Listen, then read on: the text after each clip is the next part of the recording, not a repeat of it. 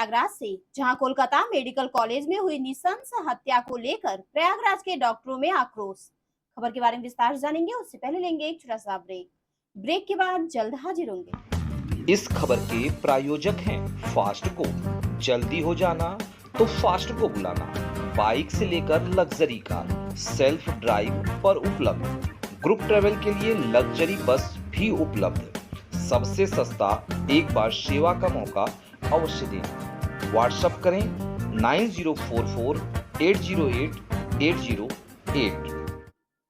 Break के बाद आप सभी का स्वागत है। खबर यूपी के प्रयागराज से, जहां आज इलाहाबाद मेडिकल एसोसिएशन के अध्यक्ष डॉक्टर कमल सिंह ने प्रेस वार्ता कर बताया कि जिस तरह से कोलकाता के आरजी मेडिकल कॉलेज कोलकाता में पल्मोनरी मेडिसिन की रेजिडेंट हमारी बहन की नृशंस हत्या हुई, उसके विरोध में हम सभी चिकित्सक आक्रोशित हैं। इस तरह के अपराध और जांच तथा अन्य प्रक्रियाओं को लेकर सरकारी अधिकारियों के रवैया के खिलाफ दिन रात विरोध प्रदर्शन करेंगे और हमारी मांग है कि हमारी बहन को न्याय दिलाया जाए, दोषियों की तत्काल गिरफ्तारी तथा सजा दी जाए।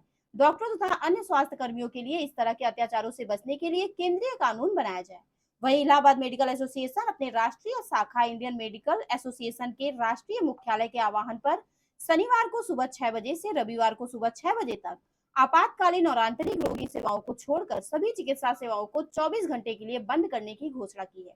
अगर सरकार कोई ठोस समाधान नहीं निकालती है तो हम सभी आंदोलन करने के लिए बाध्य होंगे। इस प्रेस वार्ता में अध्यक्ष डॉक्टर कमल सिंह, सचिव doctor Ashutosh Gupta, doctor Subodh Jain, doctor Sujit Singh, doctor Chitra आदि ने प्रेस वार्ता कर संबोधित किया। देखिए यूपी सेंट्रल से state bureau chief Manoj Singh की रिपोर्ट।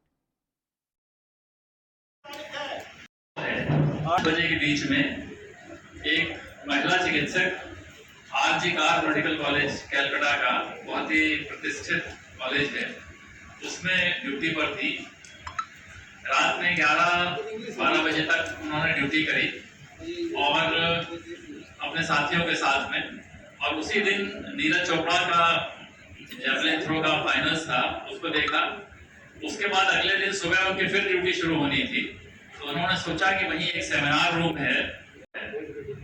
शुरू से जो जांच चली और जिस तरह का कृत्य हुआ बहुत ही घिनौना और हम लोग सबके लिए एक बहुत ही दुखद और हम सबके लिए कलंक है कि आज हम इतने सालों के बाद 70 साल 80 साल आजादी को हो गए, 78 साल, और उसके बाद हमारे समाज में इस तरह की घटनाएं हो रही हैं।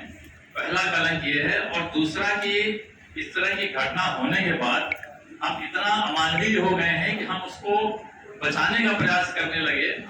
शायद हमें लगता है कि पुलिस को या जो भी लोग लगा होगा कि जैसे सब घटनाएं होती हैं और कुछ होता नहीं है, वैसे एक घटना और सही।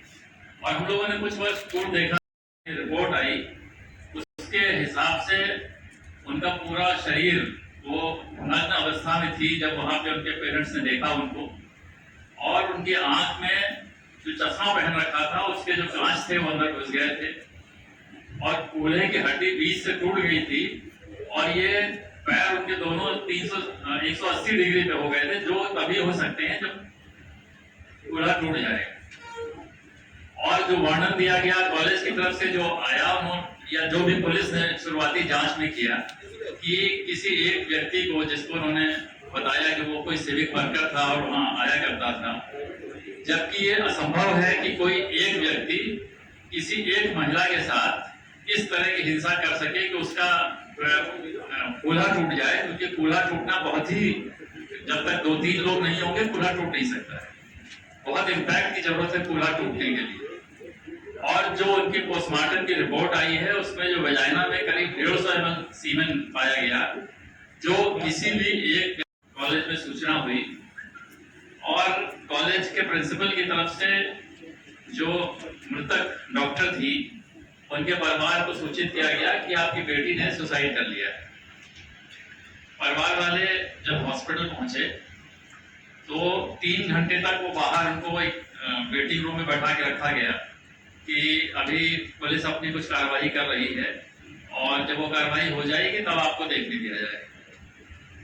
3 घंटे के बाद जब उनके माता पिता उस घटना स्थल पर पहुंचे तो उसके जो फोटोग्राफ या उसका जो वर्णन उनके माता पिता के द्वारा किया गया वो किसी भी व्यक्ति के लिए अंदर से झकझोर देने वाला, हिला देने वाला है और सभ्य समाज के मुंह पे एक बहुत बड़ा तमाचा है। उनका जो डिस्क्रिप्शन या जो वर्णन उनके माता पिता ने किया, डिमांड है जो लोग भी कल्प्रिट हैं क्राइम के अगेंस्ट, इनको पहचान हो जल्दी से जल्दी, सीबीआई अपना काम करे, इनको बचाने की कोशिश ना हो, उसको सख्त से सज़ा दी जाए, कम से कम मृत्युदंड की सज़ा मिलनी चाहिए जिस तरह जघन्य अपराध है।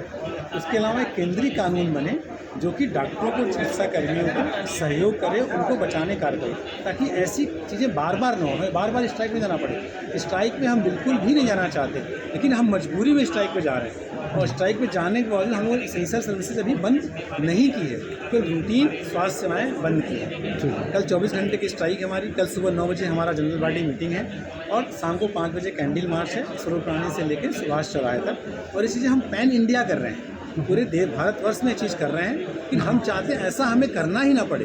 क्यों हमें ऐसा करना पड़ा? इस तरह के क्राइम क्यों हो रहे हैं? ऐसा समाज में, देश में नहीं होना चाहिए। हम 78वां स्वतंत्रता दिवस मना रहे हैं, उसके बाद हमें ऐसा करना पड़ रहा है। आपको लगता है कि जिस तरह का जो हीनियस क्राइम किया गया है, ये लोगों की मांगे हैं कि सभी दोषियों की सही पहचान की जाए और उनको जल्द से जल्द कड़ी से कड़ी सजा दी जाए, ताकि ये जो केस हुआ है, इस तरह की घटना की पुनरावृत्ति भविष्य में ना हो और सबको ये एक उदाहरण बने, एक नज़ीर बने कि इस तरह का कृत्य करने पर क्या सजा हो सकती है।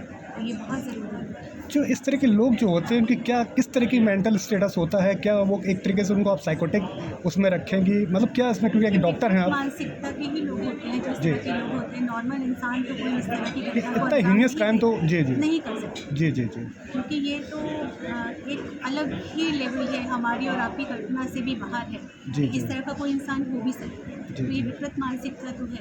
इसीलिए सबकी जिम्मेदारी है, सोसाइटी की भी जिम्मेदारी है, हॉस्पिटल एडमिनिस्ट्रेशन की भी जिम्मेदारी है कि सुरक्षित स्थान दें महिलाओं को कार्य करने के लिए, चाहे महिला हो या पुरुष, कोई भी जी, जी। वर्किंग स्पेस जो भी हो, उसकी सुरक्षा पूरी हो। Security first. जी। और जो घटना घटित हो चुकी है उसमें तो हम कुछ भी कर ले उसको वापस नहीं कर सकते, लेकिन भविष्य में इस तरह की घटनाएं ना जी। हो, उसके लिए शायद बहुत कुछ हम लोग कर सकते हैं और किया जाना चाहिए। इंट्रोड्यूस दीजिए अपना। जी, मैं डॉक्टर चित्रा पांडे हूँ, हमारी इलाहाबाद मेडिकल एसोसिएशन की जो वुमेन विंग है उसकी वजह। देखिए, इंडियन मेडिकल एसोसिएशन की जो राष्ट्रीय बॉडी है उसका ये कॉल है, जिसमें एक है 24 घंटे रूटीन जो काम होते हैं, या तो रूटीन ओपीडी है या रूटीन अल्ट्रासाउंड है या रूटीन पैथोलॉजी है, उसको बंद रखा जाएगा। और दूसरा है शाम को सब पूरे हिंदुस्तान में हर शहर में कैंडल मार्च, प्रयागराज में कैंडल मार्च स्वरूप रानी अस्पताल से लेकर के और सुभाष चौराहे तक शाम को 5 बजे निकलेंगे। सभी लोगों से केवल एक गुजारिश है कि इसको ऐसे मान के चलें कि उनके घर में भी कोई ना कोई एक महिला है, चाहे पत्नी हो, चाहे बहन हो, चाहे माँ हो, चाहे बेटी हो। तो एक बार इस बात को ज़रूर सोचें कि जिस तरह का ये कृत्य है, ये ज़रूरी नहीं है कि जिसके साथ हुआ है उसी के साथ हुआ है, दूसरे के साथ नहीं हो सकता।